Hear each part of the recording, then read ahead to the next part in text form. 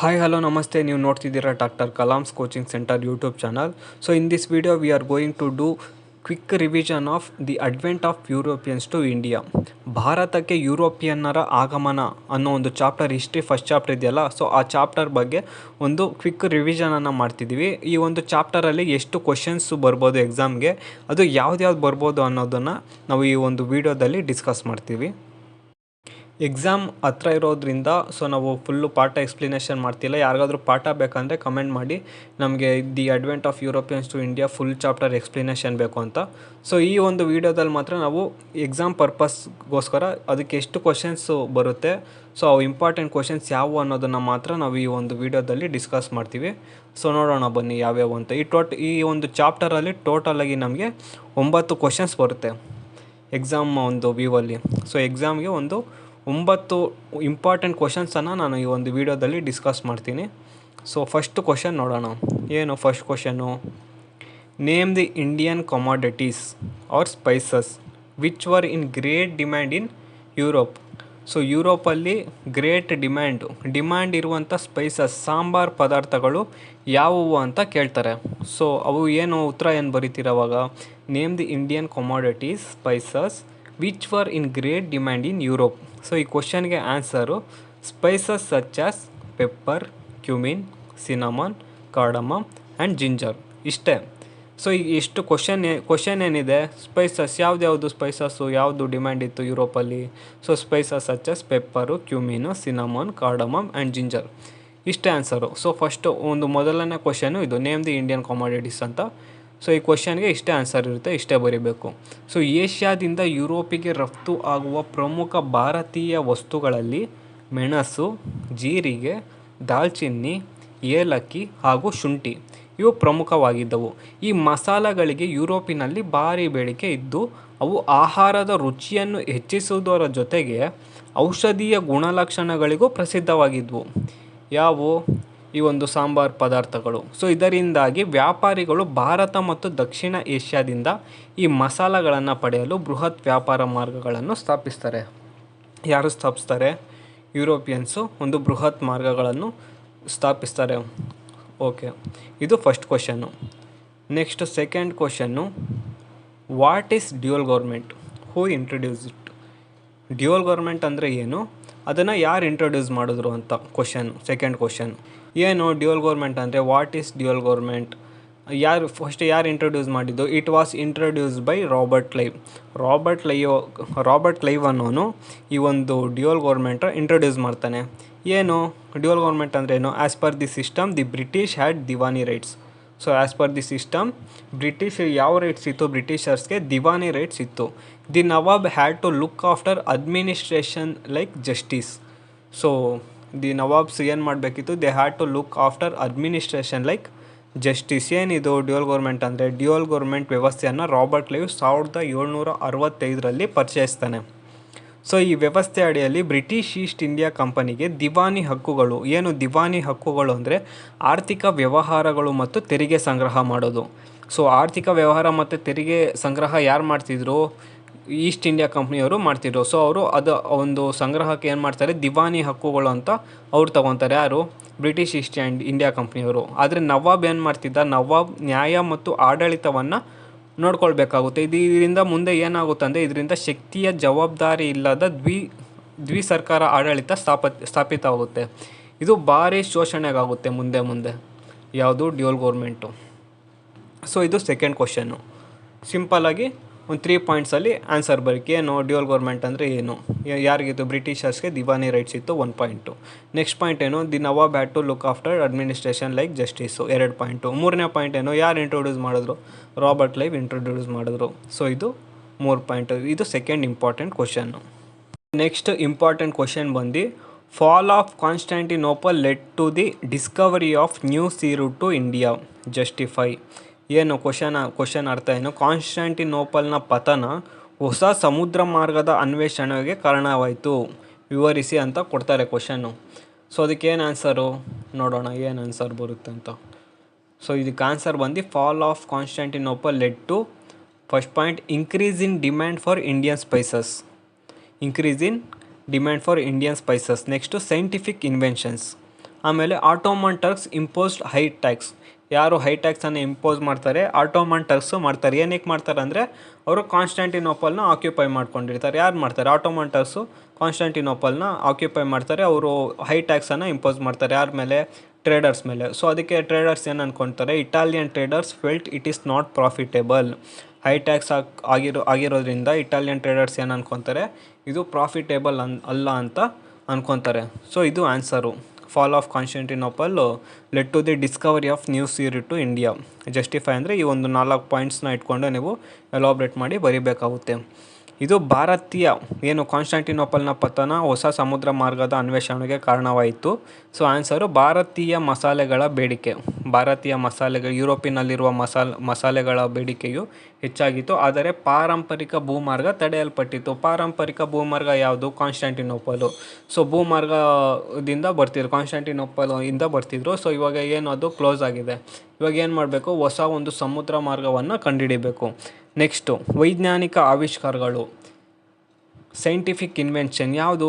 ವೈಜ್ಞಾನಿಕ ಆವಿಷ್ಕಾರಗಳು ನ್ಯಾವಿಗೇಷನ್ ಸಾಧನಗಳು ಮತ್ತು ನಕ್ಷೆಗಳ ಅಭಿವೃದ್ಧಿ ಸಮುದ್ರ ಮಾರ್ಗ ಅನ್ವೇಷಣೆಗೆ ನೆರವಾಗುತ್ತೆ. ಸೊ ಸೈಂಟಿಫಿಕ್ ಇನ್ವೆನ್ಷನ್ಸ್ ವೈಜ್ಞಾನಿಕ ಆವಿಷ್ಕಾರಗಳು 1 ಪಾಯಿಂಟು. ಆಮೇಲೆ Ottoman Turks imposed high tax.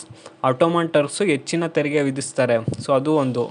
ಆದರೂ ಪಾರಂಪರಿಕ ವಾಣಿಜ್ಯ ಮಾರ್ಗಗಳಲ್ಲಿ ಹೆಚ್ಚು ತೆರಿಗೆ ವಿಧಿಸಿದ್ದರಿಂದ ವಾಣಿಜ್ಯ ದುಬಾರಿ ಆಗುತ್ತೆ. ಸೊ ಅದೊಂದು ಪಾಯಿಂಟು. ಆಮೇಲೆ ಆಟೋಮೆಟಿಕ್ಕಾಗಿ Italian traders high tax impose ಮಾಡಿದ್ರೆ ಅವ್ರು ಏನಾಗುತ್ತೆ? ಪ್ರಾಫಿಟೇಬಲ್ ಆಗಿ ಇರೋದಿಲ್ಲ. So they felt like it is not profitable.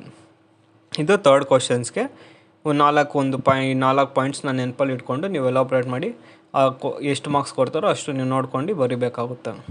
So ಈ ಕಾರಣಗಳಿಂದ, ಇದು ಫಾಲ್ ಆಫ್ ಕಾನ್ಸ್ಟಾಂಟಿನೋಪಲ್ ಕಾರಣದಿಂದ ಏನಾಗುತ್ತೆ? ಈ ಕಾರಣಗಳಿಂದ ಹೊಸ ಸಮುದ್ರ ಮಾರ್ಗದ ಅನ್ವೇಷಣೆಗೆ ಪ್ರೇರಣೆ ದೊರೆಯುತ್ತೆ. ಇದರಿಂದ ವಾಸ್ಕೋ ಡ ಗಾಮ 1498ರಲ್ಲಿ ಭಾರತವನ್ನು ರೀಚ್ ಆಗ್ತಾನೆ.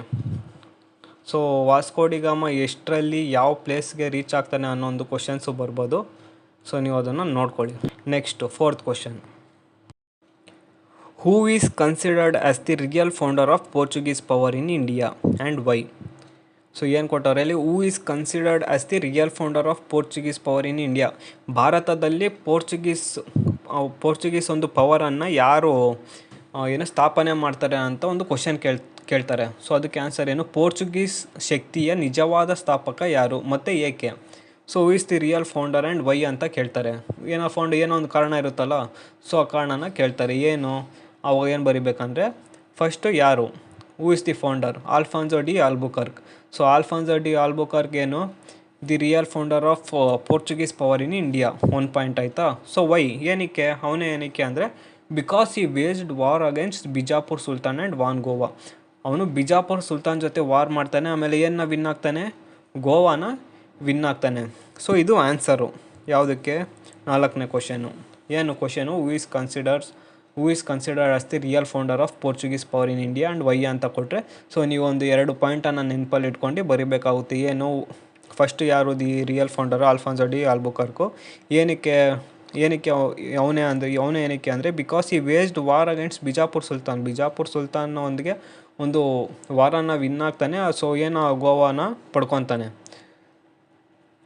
ಪೋರ್ಚುಗೀಸ್ ಶಕ್ತಿಯ ನಿಜವಾದ ಸ್ಥಾಪಕ ಯಾರು ಮತ್ತು ಏಕೆ ಅಂದರೆ ಆಲ್ಫಾನ್ಸೋ ಡಿ ಆಲ್ಬುಕರ್ಕ್ ಅಂತ ಬರಿಬೇಕು.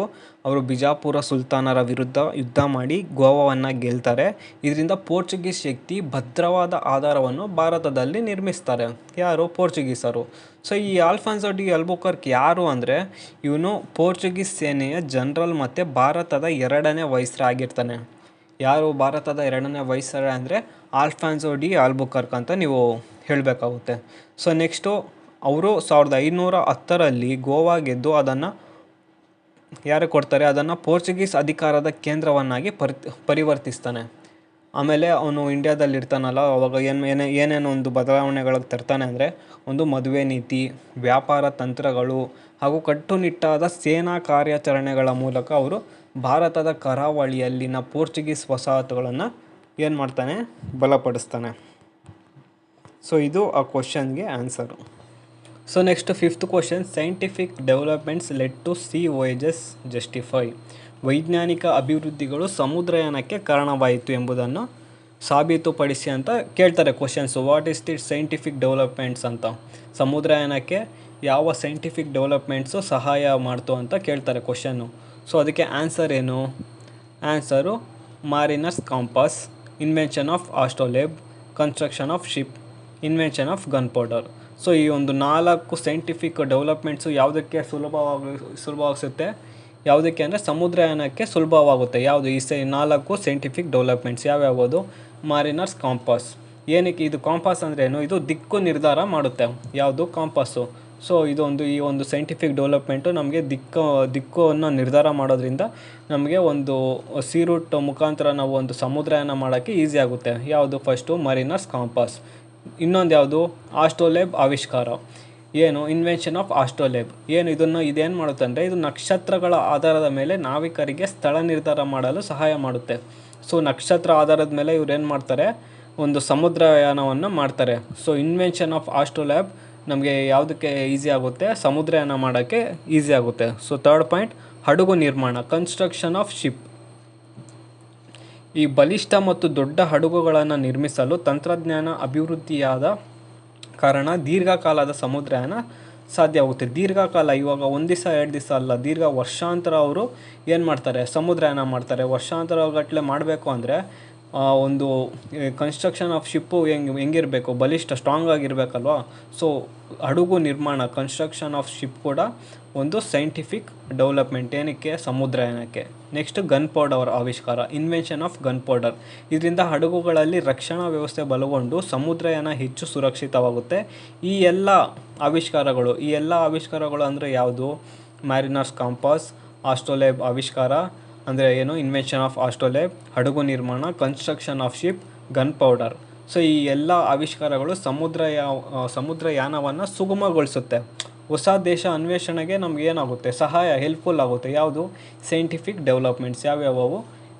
ಈ ಒಂದು 4 ಇನ್ವೆನ್ಷನ್ಸ್. ಯಾವುದು? Mariner's compass, invention of astrolabe, construction of ship, ಆಮೇಲೆ ಇನ್ವೆನ್ಷನ್ ಆಫ್ ಗನ್ ಪೌಡರ್. ಇವೆಲ್ಲ ಯಾವುದಕ್ಕೆ ಯೂಸ್ ಆಗುತ್ತೆ? ಹೊಸ ದೇಶಗಳನ್ನು ಅನ್ವೇಷಣೆ ಮಾಡೋಕ್ಕೆ ಯೂಸ್ ಆಗುತ್ತೆ.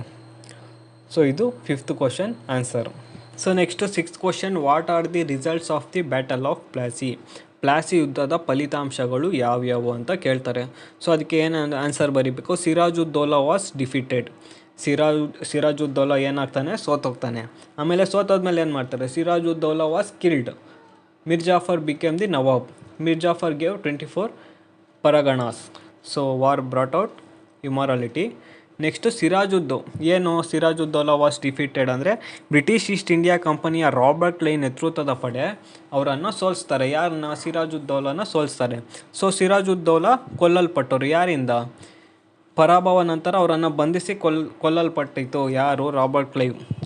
ಬ್ರಿಟಿಷ್ ಪಡೆ ಇದೆಯಲ್ಲ, ಬ್ರಿಟಿಷ್ ಈಸ್ಟ್ ಇಂಡಿಯಾ ಕಂಪನಿ ಇದೆಯಲ್ಲ, ಸೊ ಅವರು ಸಿರಾಜುದ್ದೌಲಾನ ಸಾಯಿಸ್ತಾರೆ. ಆಮೇಲೆ ನೆಕ್ಸ್ಟ್ ಮಿರ್ಜಾಫರ್ ನವಾಬನಾಗ್ತಾನೆ. ಬ್ರಿಟಿಷರ ಸಹಾಯದಿಂದ ಅವರು ಹೊಸ ನವಾಬನಾಗಿ ನೇಮಕವಾದರು. ಯಾರು? ಮಿರ್ಜಾಫರು. ಬ್ರಿಟಿಷರ ಸಹಾಯದಿಂದ ಮಿರ್ಜಾಫರ್ ನವಾಬ ಆಗ್ತಾನೆ. ಹೆಂಗಾಗ್ತಾನೆ? ಬ್ರಿಟಿಷರ ಸಹಾಯದಿಂದ ಅವರು ಹೊಸ ನವಾಬವಾಗಿ ನೇಮಕಗೊಳ್ತಾರೆ. ನೆಕ್ಸ್ಟ್, ಮಿರ್ಜಾಫರ್ 24 ಪರಗಣಗಳನ್ನು ನೀಡ್ತಾರೆ. ಸೊ ಬ್ರಿಟಿಷರಿಗೆ ಈ ಪ್ರದೇಶಗಳನ್ನು ಉಚಿತವಾಗಿ ಒಪ್ಪಿಸಿದ್ರಿಂದ ಇದರಿಂದ ಏನಾಗುತ್ತೆ ಅಂದರೆ ಅವರ ಶಕ್ತಿಯು ಇನ್ನಷ್ಟು ಬಲವಾಗುತ್ತೆ. ಯಾರ ಶಕ್ತಿ? ಬ್ರಿಟಿಷರ ಶಕ್ತಿ ಇನ್ನೂ ಬಲವಾಗುತ್ತೆ. ಆಮೇಲೆ ಇವರೇನು ಮಾಡ್ತಾರೆ? ಯುದ್ಧದ ಅನೈತಿಕತೆಯನ್ನು ಬೆಳಕಿಗೆ ತಂದುಕೊಡ್ತಾರೆ. ಯಾರು? British East India company. ಇದು ಅನೈತಿಕವಾಗಿ ಯುದ್ಧವನ್ನು ಮಾಡ್ತಾರೆ. ಇದು ಏನು? ದ್ರೋಹ, ಲಂಚ, ಅಧಿಕಾರದ ಆಸೆಯನ್ನು ಹುಟ್ಟಿಸ್ತಾರೆ. ಸೊ ಈ ಥರ ಅಧಿಕಾರದ ಆಸೆಯನ್ನು ಹುಟ್ಟಿಸಿ ಏನು ಮಾಡ್ತಾರೆ? ಈ ಒಂದು ಬ್ಯಾಟಲ್ ಆಫ್ ಪ್ಲಾಸಿಯನ್ನು ವಿನ್ ಆಗ್ತಾರೆ. ಯಾರು? ಈಸ್ಟ್ ಇಂಡಿಯಾ ಕಂಪನಿಯವರು. Next 7th question, what were the results of 3rd Carnatic war? 3ನೇ ಕರ್ನಾಟಿಕ್ ಯುದ್ಧದ ಫಲಿತಾಂಶಗಳು ಯಾವುವು ಅಂತ ಕೇಳ್ತಾರೆ. ಸೊ ಯಾವುವು? What are the results? What were the results of 3rd Carnatic war ಅಂದರೆ ಒಂದು ಫ್ರೆಂಚ್ ವಾರ್ ಡಿಫೀಟೆಡ್. ಯಾರ್ಯಾರ ಮಧ್ಯೆ ನಡೆಯುತ್ತೆ? ಇಲ್ಲಿ ಬ್ರಿಟಿಷ್ ಮತ್ತು ಫ್ರೆಂಚ್ ಮಧ್ಯೆ ನಡೆಯುತ್ತೆ. ಯಾವುದು? 3rd Carnatic ವಾರು. ಸೊ ಅದರ ಫಲಿತಾಂಶಗಳು ಏನು? French war defeated. ಆ ಒಂದು ಯುದ್ಧದಲ್ಲಿ ಯಾರು ಸೋತೋಗ್ತಾರೆ? ಫ್ರೆಂಚು ಸೋತೋಗ್ತಾರೆ. ನೆಕ್ಸ್ಟ್, ಬ್ರಿಟಿಷ್ ಇಂಪ್ರಿಸನ್ಡ್ ಬುಸ್ಸಿ ಅನ್ನೋನ ಏನು ಮಾಡ್ತಾರೆ? ಪ್ರಿಸನಲ್ಲಿ ಇಡ್ತಾರೆ. ಯಾರನ್ನ? ಬುಸ್ಸಿನ. ಯಾರು? ಬ್ರಿಟಿಷಸ್ಸು.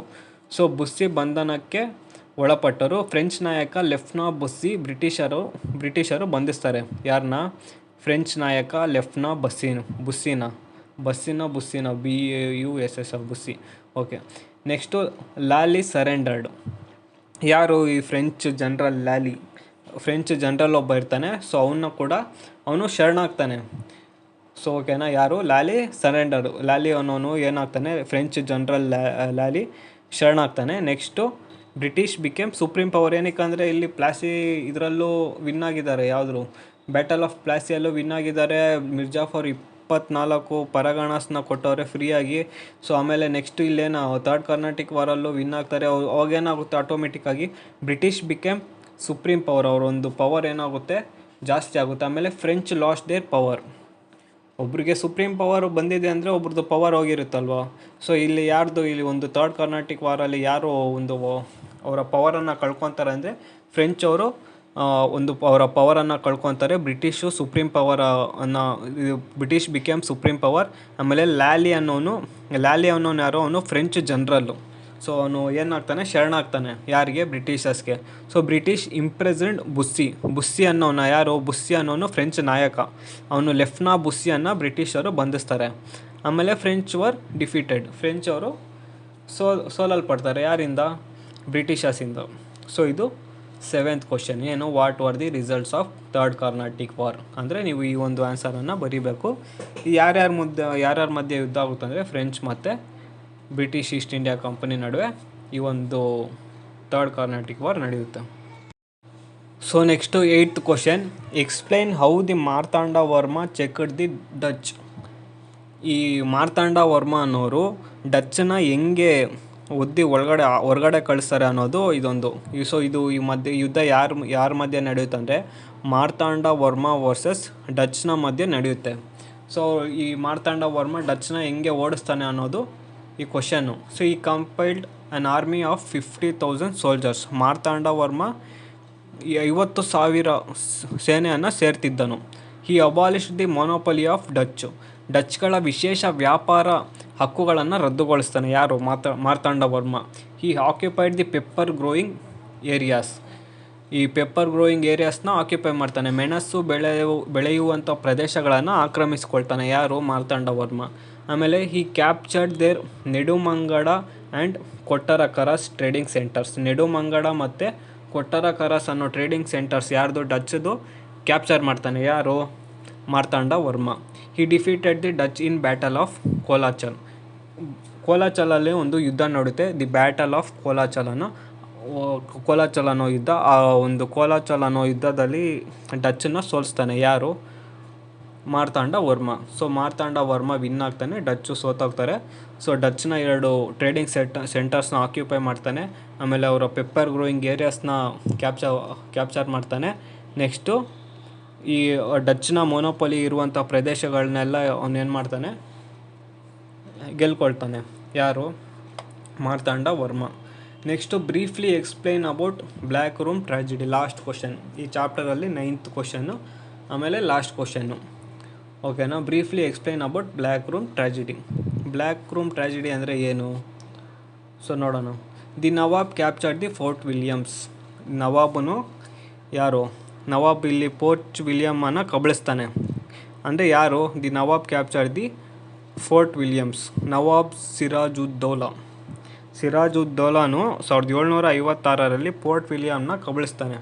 ಹಿ imprisoned 146 English man in a small room in the fort. So 146 ಜನನ ಒಂದು ಚಿಕ್ಕ ರೂಮಲ್ಲಿ ಬಂಧಿಸ್ತಾನೆ. ಯಾರು, nawab Sirajuddaula. So in that 123 of them were died. 146ರಲ್ಲಿ 123 ಜನ ಸತ್ತೋಗ್ತಾರೆ. ಒಂದು ಚಿಕ್ಕ ರೂಮಲ್ಲಿ ಅವನು ಕೂಡಾಕಿರ್ತಾನಲ್ವಾ.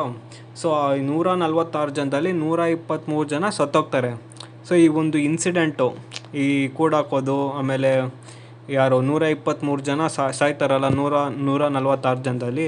So this incident is called as black room tragedy. ಈ ಒಂದು ಇನ್ಸಿಡೆಂಟ್ನ ಏನಂತ ಕರೀತಾರೆ, ಬ್ಲ್ಯಾಕ್ ರೂಮ್ ಟ್ರ್ಯಾಜಿಡಿ ಅಂತ ಕರೀತಾರೆ. ಸೊ ಇದನ್ನು ಕೇಳೋ ಚಾನ್ಸಸ್ ಇದೆ ಇಲ್ಲಿ ಎಕ್ಸಾಮಲ್ಲಿ. ಸೊ ಏನಂತ ಕೇಳ್ತಾರೆ, briefly explain about black room tragedy ಅಂದರೆ, ಸೊ ಸಿರಾಜುದ್ದೌಲಾ ಏನು ಮಾಡ್ತಾನೆ, ಫೋರ್ಟ್ ವಿಲಿಯಮ್ಸ್ನ ಕ್ಯಾಪ್ಚರ್ ಮಾಡ್ತಾನೆ. ಆಮೇಲೆ 146 ಇಂಗ್ಲೀಷ್ ಮ್ಯಾನ್ನ ಒಂದು ಚಿಕ್ಕ ರೂಮಲ್ಲಿ ಕೂಡಾಕ್ತಾನೆ. ಆ ಕೂಡಾಕಿದಾಗ 123 ಜನ ಅದರಲ್ಲೇ ಸತ್ತೋಗ್ತಾರೆ. ಸೊ ಈ ಒಂದು ಇನ್ಸಿಡೆಂಟ್ನ ಏನಂತ ಕರೀತಾರೆ, ಬ್ಲ್ಯಾಕ್ ರೂಮ್ ಟ್ರ್ಯಾಜಿಡಿ ಅಂತ ಕರೀತಾರೆ. ಸೊ ಈ ಕ್ವಶನ್ಗೆ ಇದು ಆನ್ಸರು. ನೆಕ್ಸ್ಟು ನಿಮಗೆ ಈ chapter 1 the advent of Europeans to India ಇದೆಯಲ್ಲ, ಸೊ ಇನ್ನೂ ಕ್ವಶನ್ಸ್ ಇದ್ದಾವೆ, ಇನ್ನೂ 4 ಕ್ವಶನ್ಸ್ ಇದ್ದಾವೆ. ಸೊ ನಿಮ್ಗೆ ಏನಾದರೂ ಸೋಷಲ್ ಸೈನ್ಸ್ ಪಾಸಿಂಗ್ ಪ್ಯಾಕೇಜು ಏನಾದರೂ ಬೇಕು ಅಂದರೆ ನಮ್ಮದು ಡಾಕ್ಟರ್ ಕಲಾಮ್ಸ್ ಕೋಚಿಂಗ್ ಸೆಂಟರ್ನ ಒಂದು ಆ್ಯಪನ್ನು ನೀವು ಗೂಗಲ್ ಪ್ಲೇಸ್ಟೋರಲ್ಲಿ ಹೋದರೆ ಸಿಗುತ್ತೆ. ಡಾಕ್ಟರ್ KCC ಅಂತ ಸರ್ಚ್ ಮಾಡಿ, ಇಲ್ಲಾಂದರೆ ಡಿಸ್ಕ್ರಿಪ್ಷನಲ್ಲಿ ಲಿಂಕ್ ಇದೆ. ಸೊ ಅಲ್ಲಿಂದ ನೀವು ನಮ್ಮ ಡಾಕ್ಟರ್ KCC ಆ್ಯಪನ್ನು ಡೌನ್ಲೋಡ್ ಮಾಡ್ಕೊಳ್ಳಿ.